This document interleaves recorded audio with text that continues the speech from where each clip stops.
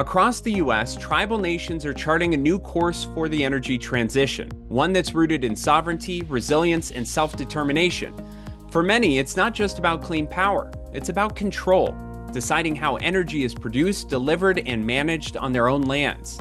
For the Colville Tribes in Washington state, that vision is taking shape through a first of its kind partnership to build community microgrids designed to keep the lights on through wildfires, winter storms, and whatever else nature throws their way. I'm John Engel, you're watching Critical Path, a show designed to unpack the untold stories of the grid. On this episode, I'm joined by Chairman Jarred-Michael Erickson of the Confederated Tribes of the Colville Reservation.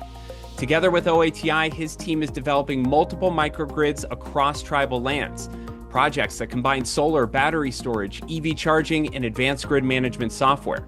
But it's about more than technology.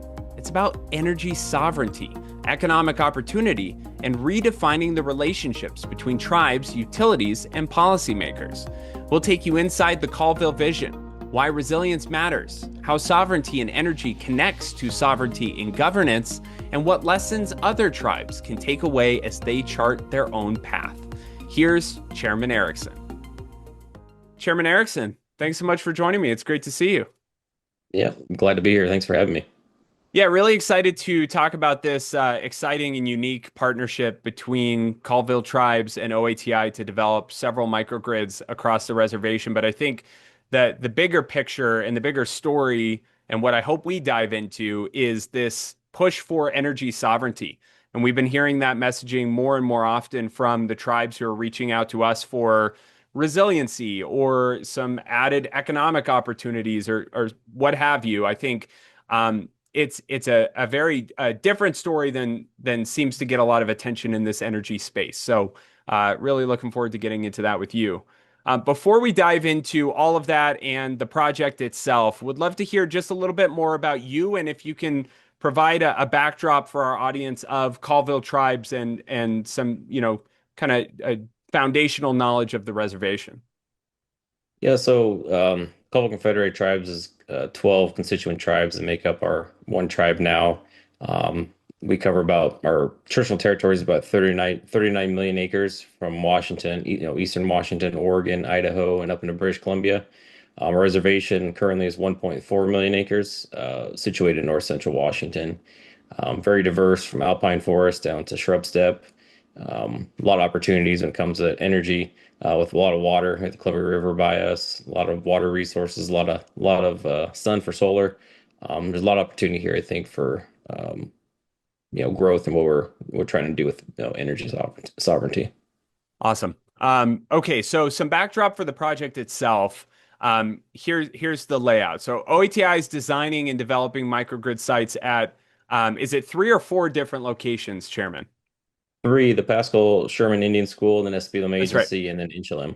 That's right. And I think there's kind of a stage setting that's also taking place, that if we lay this foundation, there could be future opportunities.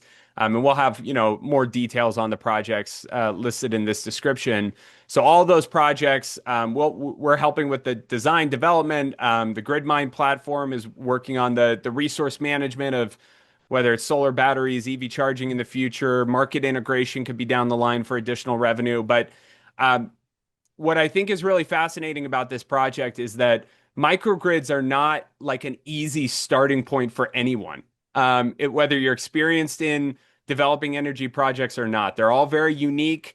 There can be added expenses around design and development and engineering, and use cases vary wildly between different ownership structures and groups and all that kind of stuff. So I would love to hear the story behind this journey for you guys in establishing the need, and then going at it and executing. Those are kind of two really big buckets here.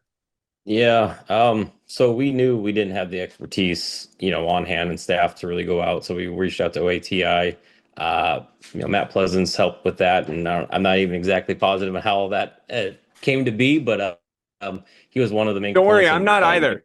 I just talk about so this stuff and smile. Yeah, so he was one of the main people to help get involved in that. Now we have Grant Time, so I do have an energy person now that's been working and doing great on a lot of these other stuff we're working on. But really was looking at there was a lot of money coming out in the IRA, the bill that got passed and with the last president, and we try to see how we could utilize that money, right? We want to make sure we had all these issues, but we didn't really figure out a way to how can we fund them. That was the biggest component. It's just hard to find funding for grid resiliency. We have a lot of issues over our inland community in particular with a lot of power outages. They're on a Vista currently.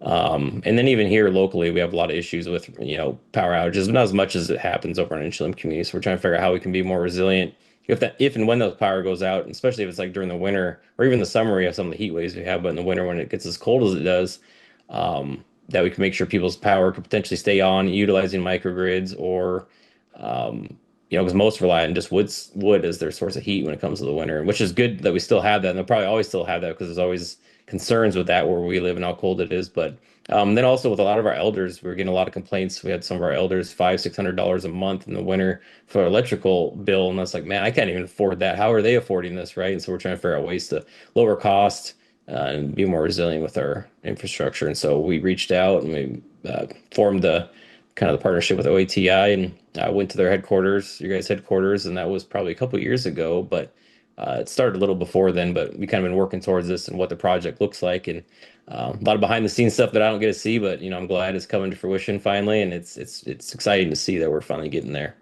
That's what it seems to fit into. It's decarbonization is an added benefit of all of this, but it's really service quality, resilience during weather events, and then costs. We know that electricity delivery costs keep going up. It's not the generation specifically that is stretching budgets, but how do we get the electron to homes? And that's straining, folks all across the country, not just on tribal lands. But getting into the big picture then, and I've talked to your team in the background a little bit on this and your broader vision for Colville and how a project like this can position Colville not just to address those near-term current day concerns, but set it up for opportunity down the line.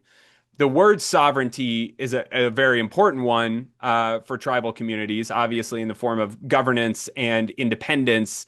What is the topic of energy sovereignty? That was something that kind of landed on my desk for the first time a few months ago, and I keep hearing more and more about it. What does energy sovereignty mean for you and Colville Tribes, and how do you think that fits into your future and your mission there?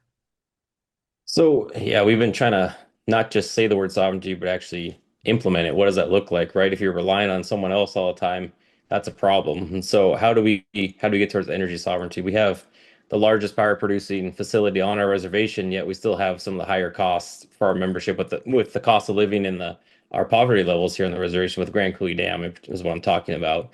But we don't get cheap power. You know what I mean? Like it is relevant to some other places in the country, but as far as like what, we live in a couple of the poorest counties in Washington State. So getting towards energy sovereignty and working, with hopefully we get to the point where we're producing enough to be selling it as well, right? And that gets you to the economic component, which I'm sure we'll talk about in a bit, but like financial sovereignty is a big thing for me, which people don't talk about enough, I don't think, because look what's happening today with the federal government. And they start cutting states off, depending on how much of their budget is relying on federal funding, then you're in a hard place and you're at their will of what they want you to do or not do with the money, or if they're going to give you money, right? And so that's not where we want to be. We want to be energy sovereign. We want to be financially sovereign, so we can do what we want when we want and actually live sovereignty, not just say the word and you know what I mean, then pound our fist. That doesn't do anything. Like I want actionable things that get us towards those, because I don't want to be relying on the federal or state governments either. Like I want to make sure you utilize money when you can, right? For these instances, right? Like to get to that point, but hopefully in the future you're not so reliant and you can really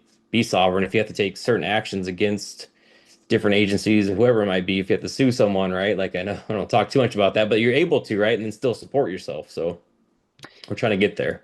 Yeah, and on that point too, and you mentioned service quality. I think this is a shared theme for many tribal communities is service quality. You're often at the edge of a utilities grid or in a remote area, or there are a number of factors that go into that. And this is not even a venue to lash utilities for service, but more. But I am interested in something that I hear emerging too, that even having these microgrid sites developed on your land gives you a very different seat at the table with your neighbor utilities, that the conversation shifts a little bit. It's not to strong arm anyone, but when you're not, to your point, reliant on someone else as much, the tone changes. It just does. And now you have a service that is valuable to potential commercial partners, to data centers. That's, maybe that's something we get into down the line. We're hearing about,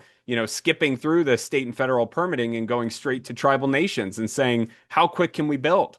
And you already have vast amounts of land. You pair that with power availability, and that's a whole new dynamic. So I'm curious if that was part of the thinking early on, or maybe just a benefit that came along the way where you notice that the positioning with partners that the tribe has to work with, like utilities or whoever, has changed as a result, or you hope it will. Yeah, and so I mean, we have I think five that service reservation, different utilities.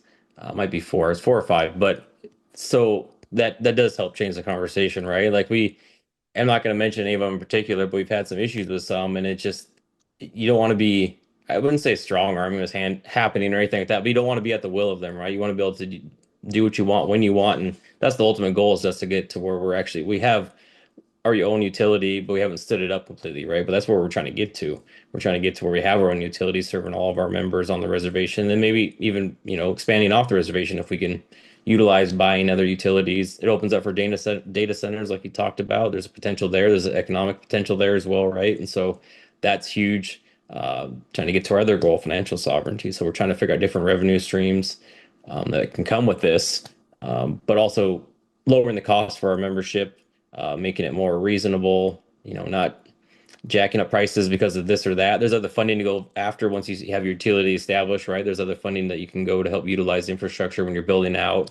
There's a lot that comes with it. So the microgrid might seem like a small thing now in hindsight, but it's kind of the long-term goal. This is helping get us towards that I think we're looking forward to. And how much of a role do these projects play in that tangential effort of financial sovereignty?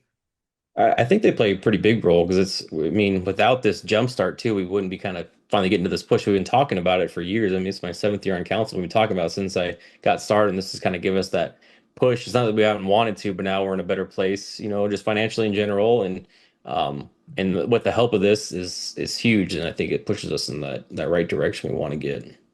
I've chatted with a couple of the other tribes and organizations supporting them about this topic too, and really curious about the process for you guys. You mentioned you're not involved in all of the nitty-gritty details, but you know the high-level direction and obviously pushing that forward.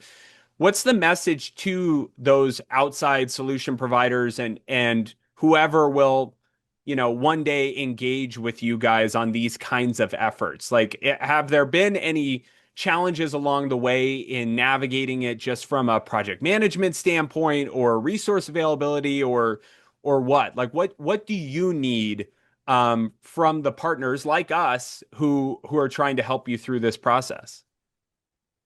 Um, I mean, the expertise is huge because we just don't have it. We have an individual now and he's great and he's been doing awesome, but it's have availability for we have some people that know energy pretty well, but they're also that's not their main job. They have other jobs they're trying to do. So I think the capacity building that helps with outsourcing this to OATI or others is has been huge in helping get us jump started, get us going.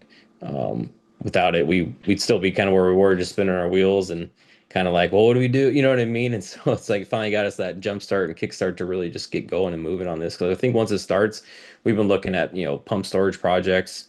We've been already having conversations with solar, right? Nuclear fission, with oh, I won't mention a lot of names yet, but yeah, with some individuals, and so we're curious where those partnerships could also lead. So looking at different things and some of those words, right? You start nuclear fission is different than fusion, right? You have to educate your own membership on what some of those things are and how it's done, and only the Department of Health in Washington State oversees that because it's not the same as like they think like a Hanford site or things like that, right? We also have hydropower here locally, so there's a lot of different energy sources we're looking at too. And this partnering with OATI just helps jumpstart all that. The insight that I got from your team is that you're a passionate person who has a very clear vision for where you want Colville to go. I think that's like the distilled version without, varnish. That you're supportive of this project because of what it could enable. What does that vision look like for you? I mean, we touched on a couple, and the buzzwords, and data centers are obviously a really hot topic right now. But when you think about where the reservation could be in 5 to 10 years, how does this set the stage for that, in your opinion?